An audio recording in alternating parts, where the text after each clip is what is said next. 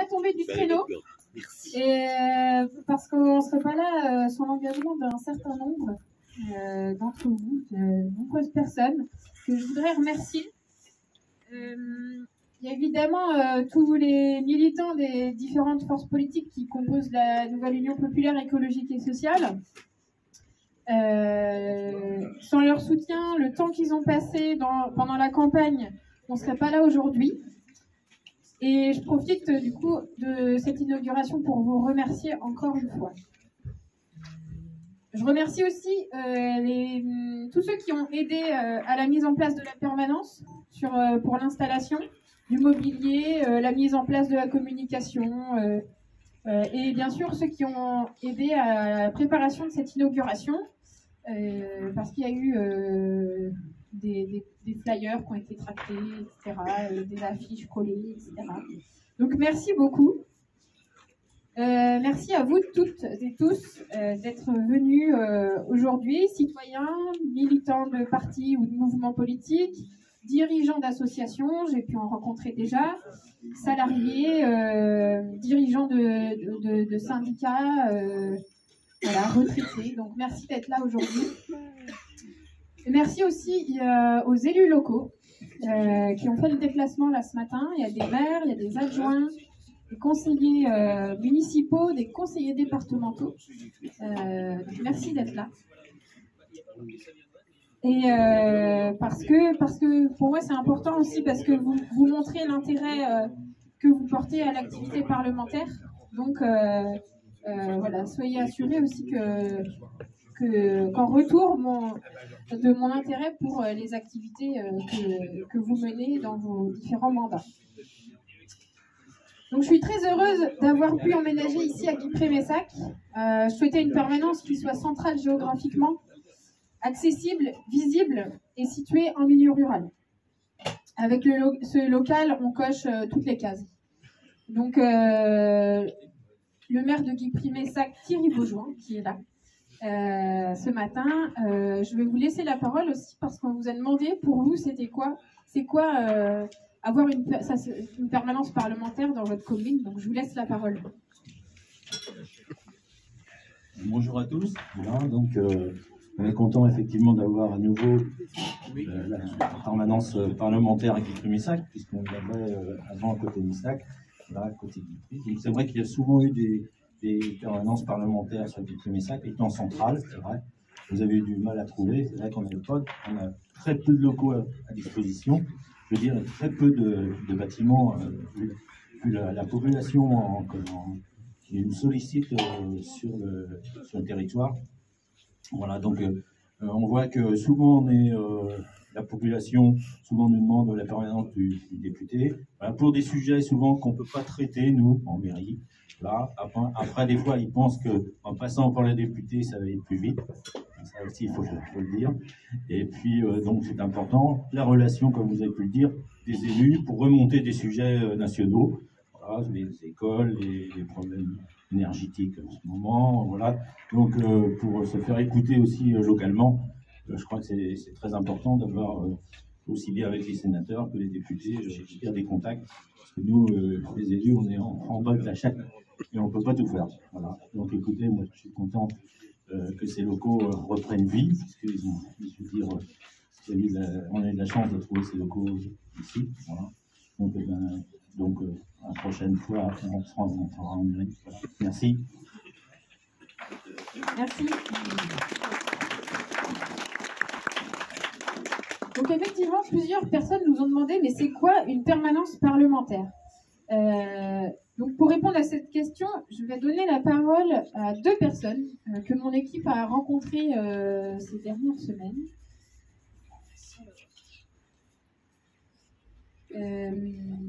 Donc afin de nous dire, pour eux, c'est quoi une permanence parlementaire ? À quoi s'attendaient-ils en venant ici ? Donc je laisse la parole à Emmanuel de Cacré, président de l'association Accueillir au pays.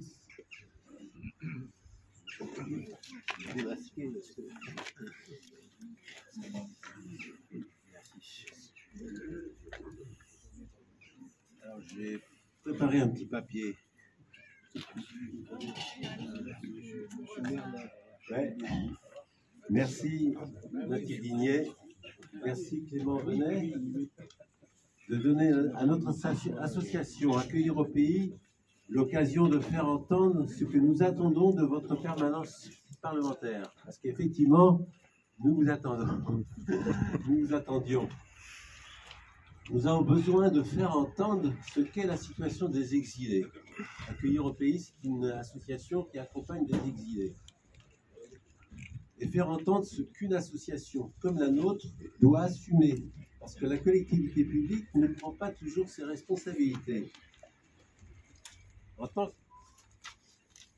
tant qu'association qui accompagne des migrants, nous nous heurtons au fait que ces personnes exilées qui n'ont pas de papier, qui ont eu leur demande de statut de réfugié refusée, se retrouvent alors dans une grande précarité, sans abri, sans le droit de travailler, avec souvent de gros problèmes de santé.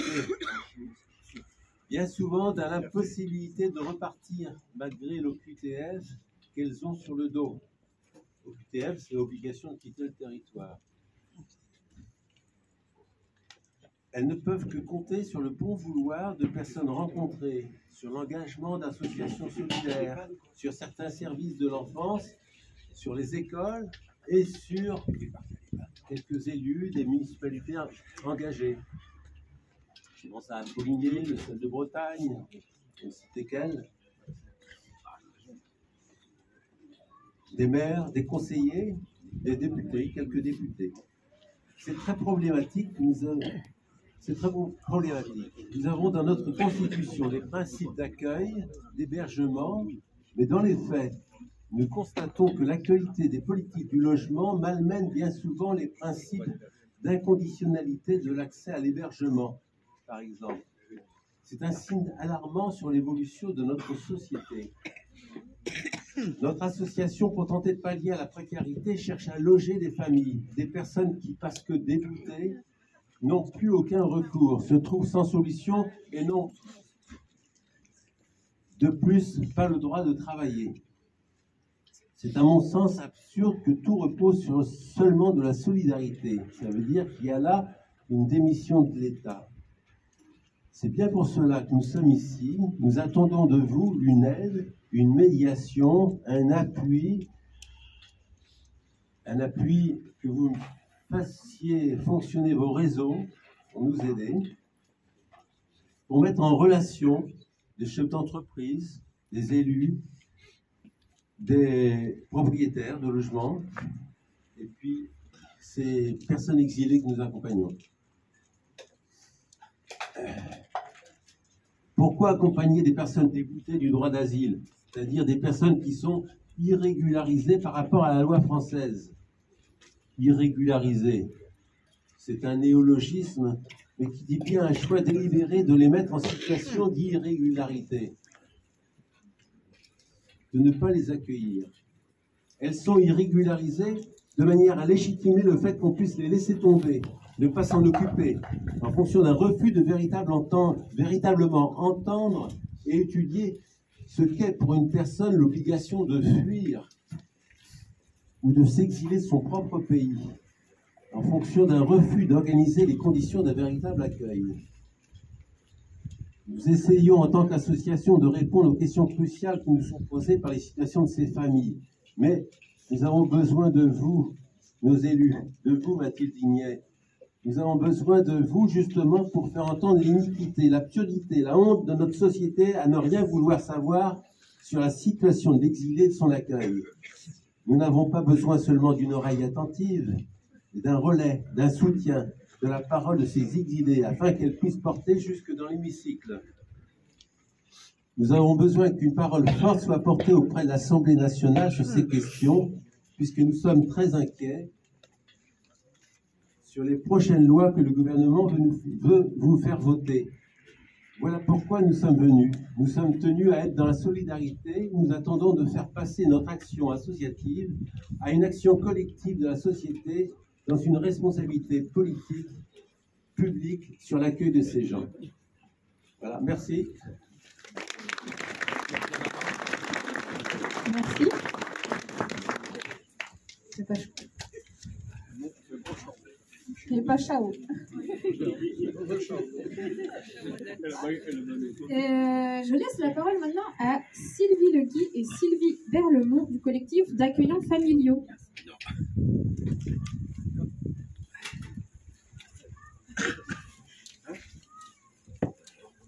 Bonjour, eh bien, nous représentons un collectif d'accueillants familiaux aux personnes âgées et handicapées.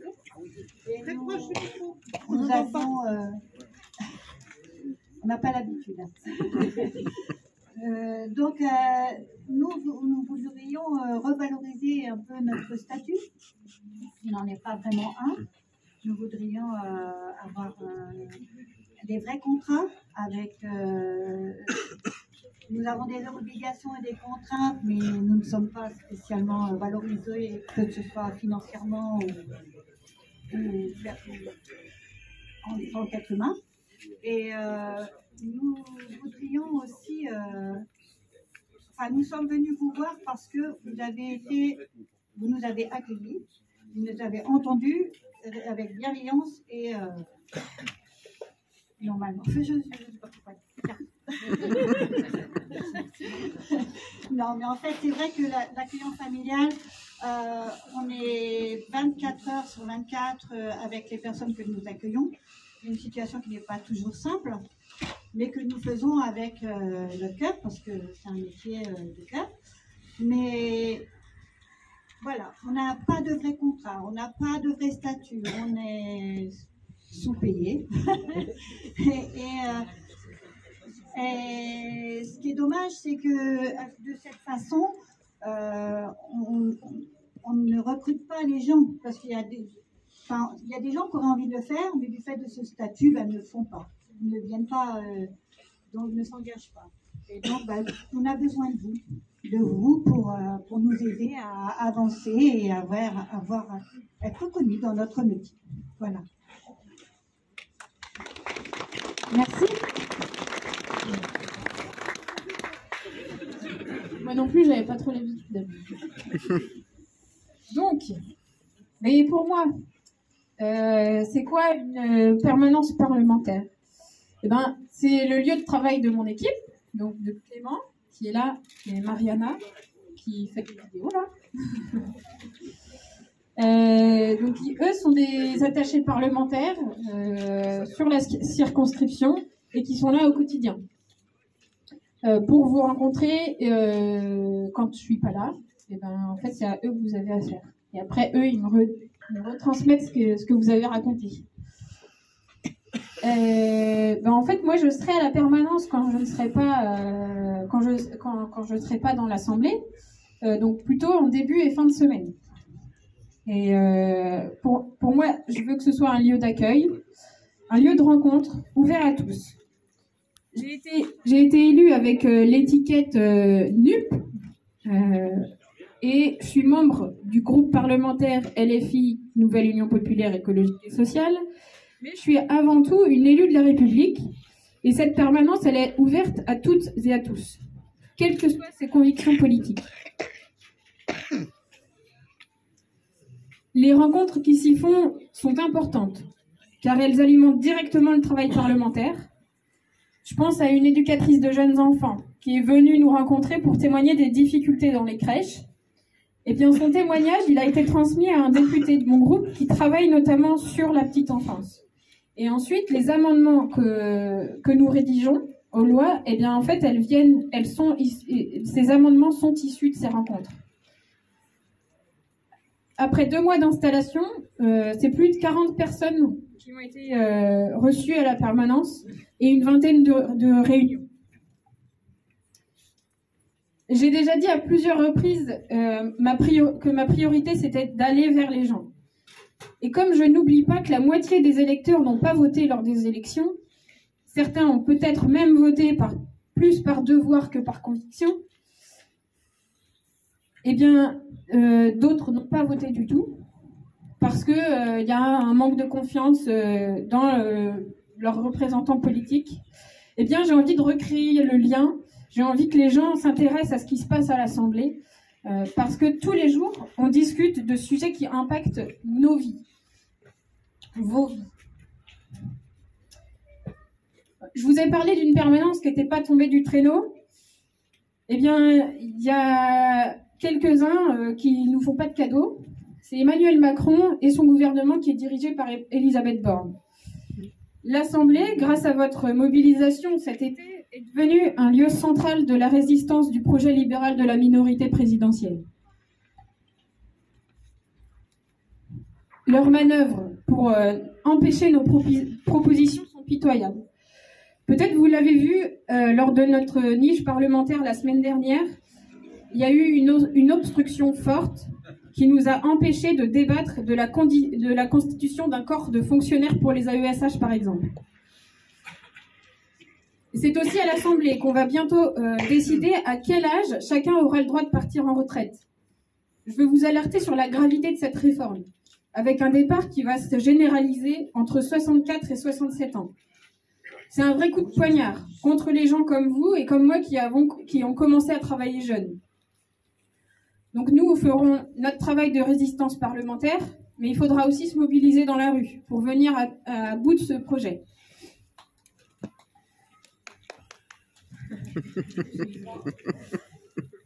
Enfin bon, assez parlé de ces pères fouettards du gouvernement.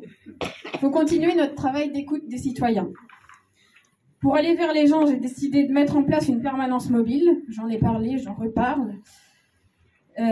Donc si vous souhaitez me rencontrer, moi ou mon équipe, vous venez pas ici le vendredi après-midi ni le samedi matin. Parce qu'on sera pas là. On sera dans d'autres communes. Et donc moi, je suis attachée aux communes rurales et on commence donc la semaine prochaine par Langon, Lalleux, Saint-Séglin et Saint-Urial. Donc le but, c'est de faire le tour des 59 communes de la circonscription et on est bien parti parce que d'ici 2 semaines, j'aurai eu l'occasion d'échanger et de visiter au moins la moitié des communes de la circonscription depuis le début du mandat. Donc ces permanences qu'on va mener aussi là, dans les communes de la circonscription, c'est aussi l'occasion d'échanger avec les élus locaux, avec les élus municipaux, notamment là en ce moment du problème de l'inflation sur les budgets municipaux. J'en profite pour vous donner 2 rendez-vous. Et ensuite, j'aurai bientôt fini mon speech. Parce que les prix augmentent, les salaires ne suivent pas, les prix des carburants et des énergies ne font que grimper. Dans nos territoires ruraux, on est les premiers touchés par l'inflation. Pendant ce temps-là, les dividendes, les super profits, ils augmentent aussi. On ne doit pas se résigner, il y a des solutions qui existent, à commencer par celles qu'on défend dans le programme de la nouvelle Union populaire écologique et sociale. Je vous invite donc à venir pour échanger sur toutes ces problématiques, à venir le 15 décembre à Guignin, donc pour échanger sur le thème de la vie chère dans nos campagnes. Vous y rencontrerez Mélanie Thomain, députée du Finistère, Jean-Claude Roux, député de Loire-Atlantique, et François Ruffin, député de la Somme. Donc notez, jeudi 15 décembre à 18h30 à Guignin. On pourrait dire aussi que le gouvernement utilise le 49.3 à tour de bras pour adopter des budgets d'austérité. Et c'est quoi le 49.3 ? C'est faire passer un texte en force sans se soucier.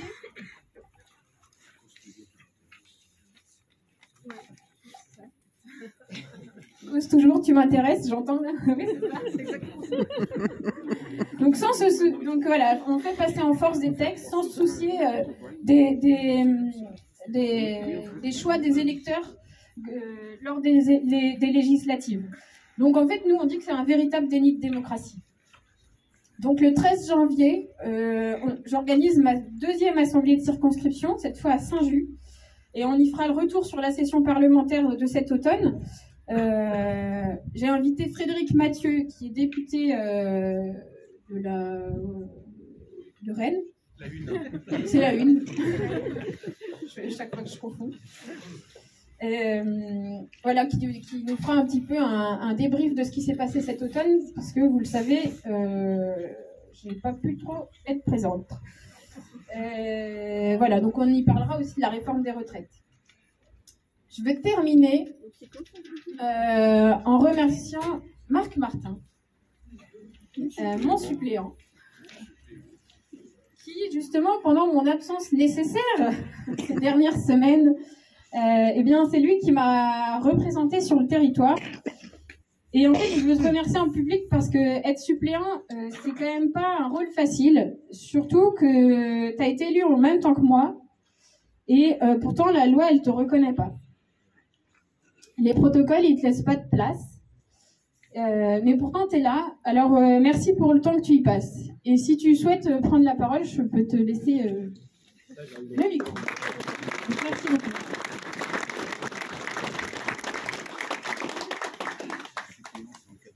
Oui, t'inquiète. Merci Mathilde, et merci à tous. Et je tiens aussi à souligner, alors vraiment, c'est le boulot des attachés parlementaires. Moi, c'est un truc que je ne connaissais pas en fait. Hein. Je découvre la politique, j'écoute tout ça. Il y a un boulot de malade. Ils répondent à tous les mails, à tous les coups de téléphone. On a une inquiétude, direct ils y vont. Enfin, Mathilde, tu as su t'entourer. Le recrutement, c'est pas une mince affaire. Se retrouver député comme ça du jour au lendemain et savoir recruter des gens en qui tu as confiance, qui ont confiance en toi et qui peuvent vraiment pouvoir bosser, enfin, c'est impressionnant. Donc ça aussi, je trouve que c'est super important. Après, sur la reconnaissance du suppléant, les protocoles. Moi, je pense que les protocoles intéressent que les élus.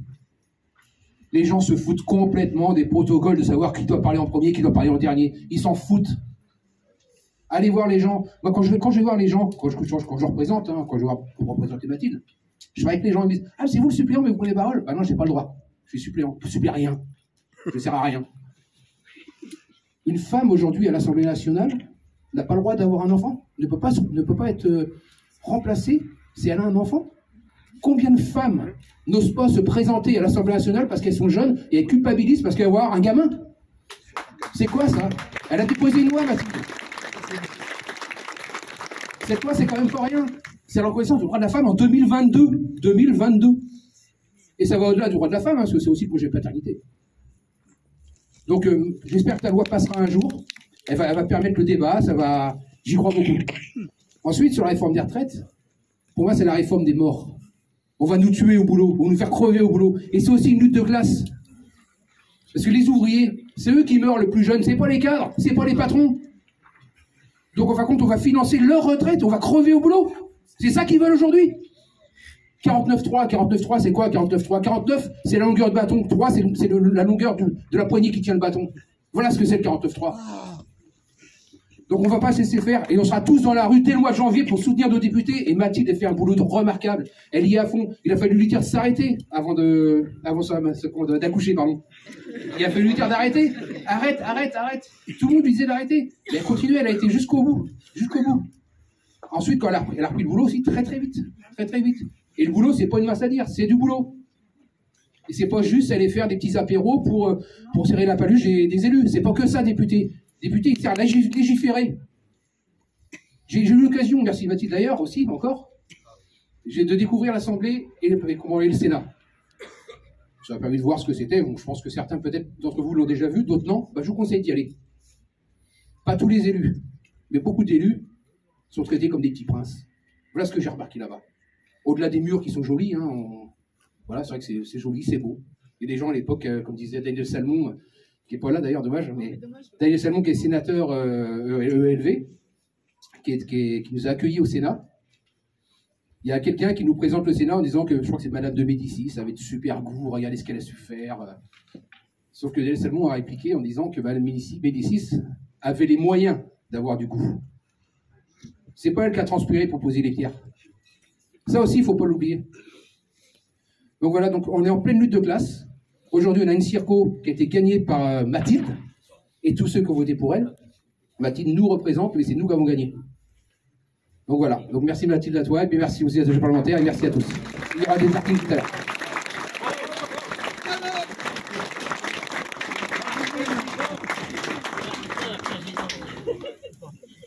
Merci Marc.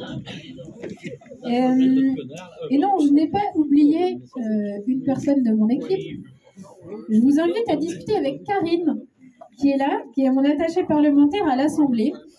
Donc c'est avec elle que je travaille sur tout ce qui est législatif. Allô. Voilà, donc elle est sur le stand de travail législatif. Donc vous y retrouverez notamment la proposition de loi constitutionnelle sur le remplacement des parlementaires en cas d'accueil d'un enfant que j'ai déposée en septembre et que j'ai pu rédiger notamment grâce à Karine. Voilà ce que j'ai dit. Voilà, il y avait autre chose aussi que là, parce que là on a froid, voilà, le froid il commence à s'installer doucement, etc. J'avais pris position dès les premiers débats parlementaires sur les lois pouvoir d'achat, puis sur le PLF, le projet de loi de finances, sur le soutien des familles qui se chauffent au bois, parce qu'il y a une envolée spéculative des prix des granulés. Et avec mes collègues socialistes, on a pu arracher une aide, même si c'est pas suffisant, mais c'est toujours mieux que rien. Et voilà, donc Karine, elle pourra aussi vous expliquer toutes ces propositions-là. Donc, j'en termine là. On va aller couper le ruban pour l'inauguration, pour inaugurer officiellement la permanence. Merci beaucoup encore d'être venu. Profiter de ce temps pour échanger entre vous, avec moi. Et puis je vous invite à aller juste l'autre côté rue, l'autre côté du bâtiment, pour qu'on puisse aller couper le ruban. Et je profite aussi, j'anticipe, mais je vous souhaite d'excellentes fêtes de fin d'année. Voilà. Et merci encore et bonne matinée et aussi des boissons chaudes.